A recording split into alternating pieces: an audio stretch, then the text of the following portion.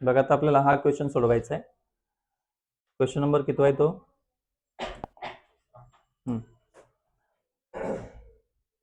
Select कुठला रंग वेगळा झाला, निळा दिसतोय इथं.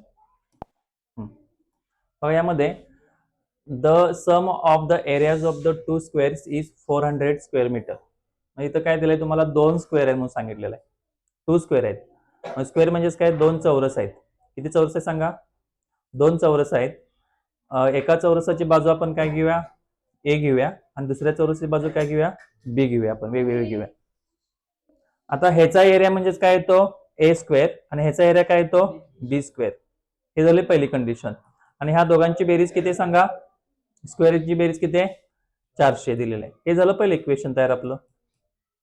आता ह्याची जी आपण पेरिमीटर काढणार आहे, पेरिमीटरचा फॉर्म्युला काय असं सांगा. जे ए आहे ते 4a होणार, आणि इथं काय होणार 4b. आणि ह्याच्यातला फरक दिलाय का काय दिलाय आपल्याला, फरक दिलेला आहे. मग तो फरक किती सांगा, 16 आहे. किती आहे झालं, हे इक्वेशन नंबर काय झालं, 2 तयार झालं. बघा की the difference between their perimeters is 16. आता हा स्क्वेअर आपण काय घेतला, मोठा घेतलाय पहिला हा, आणि हा काय झाला छोटा. हा मोठा झाला आणि हा छोटा. तर हे 2 इक्वेशन आपल्याला सोडवायचे आहेत.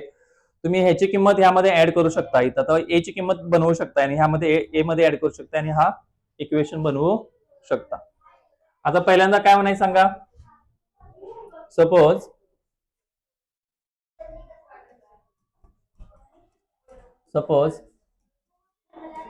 साइड ऑफ स्क्वेअर्स काय येणार, ए अँड काय आहे, ए अँड बी. समजा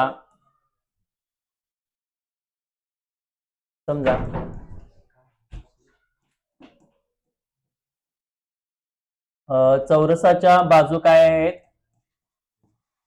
बाजू ए आणि काय आहेत, ए आणि काय आहेत, बी आहेत. चौरसाच्या बाजू काय आहेत, ए आणि काय आहेत, बी आहेत. चला आता बाय फर्स्ट कंडिशन, कुठली अट आहे आपली, फर्स्ट कंडिशन, पहिली अट. पहिली अट काय सांगितलेलं आहे की त्यांच्या काय आहे, त्यांच्या क्षेत्रफळांची बेरीज किती आहे. हा, मग पहिल्याचं क्षेत्रफळ ए स्क्वेअर, दुसऱ्या क्षेत्रफळ बी स्क्वेअर, दोघांची बेरीज किती झाली, 400. हे इक्वेशन नंबर 1 तयार झालं. आणि बाय सेकंड कंडिशन मध्ये काय सांगितलंय, त्यांच्या परिमितीमधला फरक किती आहे, दुसरी अट. इथं आली दुसरी अट, परिमितीमधला फरक किती आहे त्यांचं सांगा, 4a minus 4b is equal to किती आलं, 16. इक्वेशन नंबर किती तयार झालं, सेकंड तयार झालं. आता हे जे इक्वेशन सेकंड आहे यामध्ये आपण बदल करू शकतो. बघा कसं, बघा हे ए मी इथं घेतलं, ए इज इक्वल टू 16 प्लस काय झालं 4b अपॉन 4. तर आता कसं काय केलं सांगा हे, किंवा तुम्ही ह्याला 4 नंतर भागू शकताय, 4 ला भागलं तरी पण असेल. तेव्हा 4a 4b 16, हे मायनस इकडे काय घेतलं, प्लस केलं, आणि जे गुणाकार होतं त्याचं काय केलं मी, भागाकार. आता हे जर आणि लहान करूया आपण, 16 आणि 4, आणि ह्या 4ला सगळ्याला किती भाग जातोय, 4 न. 4 चौक 16, 4 एके 4. मग काय झालं, ए बरोबर काय राहिलं किंमत, फक्त ए ची किंमत काय पुट करायची, 4 अधिक बी, 4 एके 4, 4 चौक 16, 4 एके 4. मग ए बरोबर ही किंमत कुठे ठेवायची, ए आता ही किंमत इथे ठेवूया आपण, इक्वेशन नंबर 1 मध्ये ठेवूया. Put a is equal to 4 plus b in equation first. बघा ए बरोबर 4 अधिक बी ही किंमत कुठे ठेवू आपण, समीकरण 1 मध्ये ठेवा, समीकरण 1 मध्ये ठेवा. झालं. मग समीकरण 1 उतरून घ्या आपलं, ए स्क्वेअर प्लस काय ना बी स्क्वेअर इज इक्वल टू 400. चला ए ची किंमत आपल्याला किती पुट करायची सांगा, ए ची किंमत किती ठेवायची,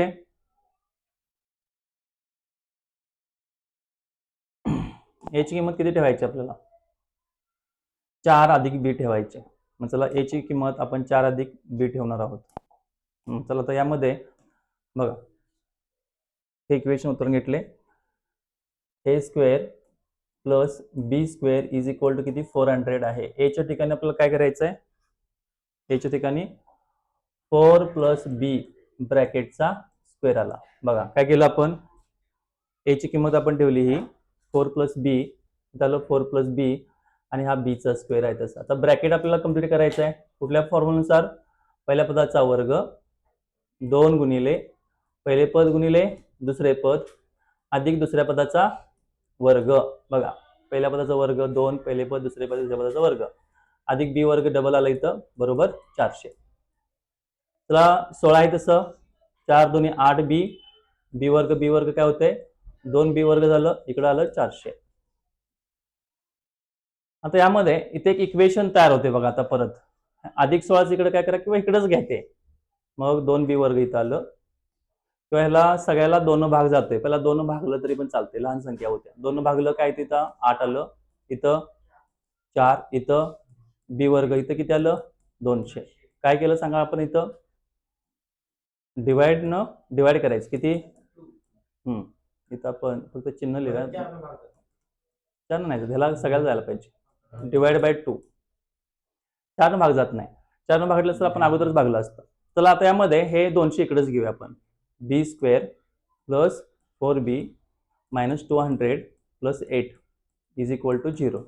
हे इक्वेशन तयार झालं बघा. बी स्क्वेअर प्लस 4b, 200 मधून 8 गेले किती होते सांगा, 192 उरले आणि बरोबर 0 आलं. मायनस चिन्ह काय आलं सांगा, प्लस मायनस मायनस, येणाऱ्या उत्तरला मोठ्या संख्येत चिन्ह. आता हे इक्वेशन आपल्याला सोडवायचं आहे आणि आपल्याला बी ची किंमत मिळते. तर बी मिळालं म्हणजे कोण मिळालं सांगा, आपल्याला साईड मिळाली. मग एक साईड मिळाली की एक साईड काय ठेवायची, इक्वेशन नंबर कुठं ठेवा, यात ठेवा, सेकंड मध्ये ठेवा, किंवा हे जे आपलं नवीन आलं इक्वेशन आहे इक्वेशन नंबर 3 द्या चालते, ह्या इक्वेशन मध्ये तुम्ही ठेवलं तरी चालते. चला आता बघा करा, वजा 192 आहे म्हणजे याचे 2 भाग आले आपले 12 आणि 16.